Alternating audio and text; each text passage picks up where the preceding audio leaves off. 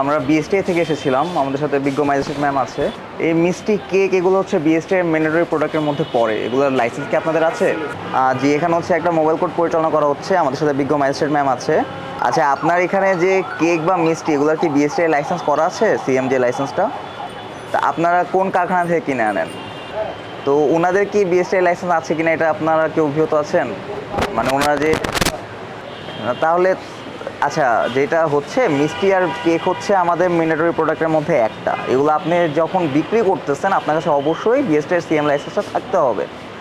So আপনি যদি এটা অন্য কারো থেকে কিনে আনেন সেক্ষেত্রে ওনাদেরও হচ্ছে বিএসটিআই লাইসেন্সটা থাকতে হবে এবং এটা আপনার কাছে কালেক্ট করা থাকতে হবে। সো আপনি মোটামুটি হচ্ছে আইন লঙ্ঘন করছেন আর কি। না, এটা অবশ্যই জানা থাকা উচিত আপনাদের, ঠিক না? আমরা বিএসটিআই থেকে আপনার প্রতিষ্ঠান পরিদর্শনে এসেছি এবং আপনার প্রতিষ্ঠানের নাম হচ্ছে ভাগ্যকুল সুইটস অ্যান্ড বেকারি।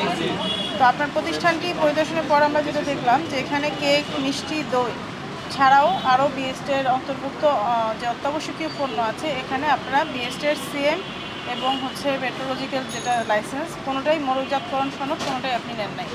তো আপনার কিন্তু প্রত্যেকটা পণ্যের উপরে লাইসেন্স নিতে হবে এবং আপনি যে পণ্যগুলো তৈরি করছেন সেটার মোড়কে বিএসটিআই নির্ধারিত যে নিয়ম আছে সেই নিয়ম অনুযায়ী আপনাকে তার উৎপাদনের তারিখ, মেয়াদ উত্তীর্ণের তারিখ এবং কীভাবে পণ্যটি আপনি তৈরি করেছেন, কী কী উপাদান মিশ্রণ করেছেন আপনি সেটা সুস্পষ্টভাবে লিখতে হবে। আপনার প্রতিষ্ঠানটি অনেক পুরনো, কিন্তু এখন পর্যন্ত আপনি বিএসটিআইয়ের কোনো ধরনের সনদ গ্রহণ করেন নাই এবং আমাদের যে রেগুলার যে সার্ভিলেন্সের আওতায় আপনি এখন আসেন নাই, যে কারণে আমরা Bangladesh standard and testing institution আইন 2018 30 ধারায় আপনাকে 15,000 টাকা অর্থদণ্ডে দণ্ডিত করছি, অনাদায়ে 7 দিনের কারাদণ্ড।